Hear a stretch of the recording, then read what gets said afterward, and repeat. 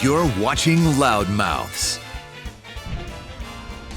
Hello and welcome to Loudmouths, the great debate. I'm Eamon McAnaney, happy to be joined by Gary Apple, and the topic now is the 1990 Knicks. Is Charles Oakley once again in the news earlier this month, Gary? He said that the reason why those teams never won a championship was because Patrick Ewing ducked under adversity and never put the team on his back and carried him to a title. Gary, was Charles Oakley out of line? I think, and I'll use an old school term here, Eamon, I say that's poppycock. I don't buy it for 1 second here. If you go back and look at the numbers on Patrick Ewing, over the course of his career, 23 points, 10 rebounds. He was a warrior. He showed up to play every single night. The problem was he had really good players around him. Oakley, Anthony Mason, Xavier McDaniel. These were really good players. Charlie Ward, Chris Childs. They were not great players. They were not Hall of Famers. And if you go back, Eamon, and look at the great teams of all time, if you go back and look at the Bulls with Jordan and Scottie Pippen, he also had Dennis Rodman for a period.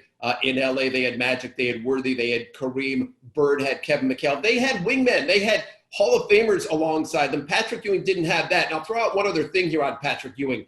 You hear this words load management today. He showed up. He played 79, 80, 81, 82 games every season, and he played 36 to 38 minutes a game. I don't buy what Charles Oakley is selling for 1 second.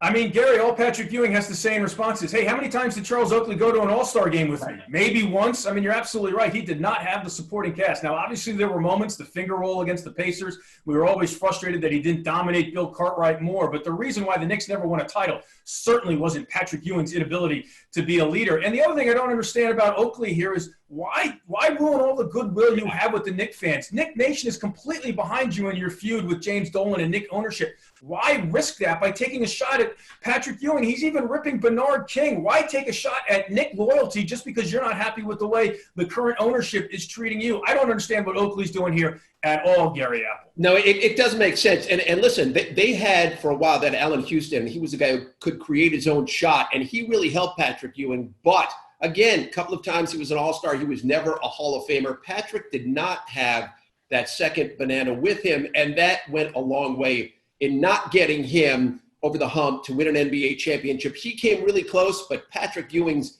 in the Hall of Fame for a reason, and I don't buy what Charles Oakley is selling at all. Gary, you know I love talking hoops with you, but now I'm disappointed and depressed. All I'm thinking about is John Starks, 2 for 18 in Game 7. Charles Smith missing the layup against the Bulls. So many, so close, but not enough. And let me just say this, Eamon. Those were tough guys. I'm not taking anything away from any of them. They had great heart. They just didn't have the talent that some others have. All right, keep it locked in for SNY.TV for more Loudmouth great debates. Thanks for watching this one on the Knicks.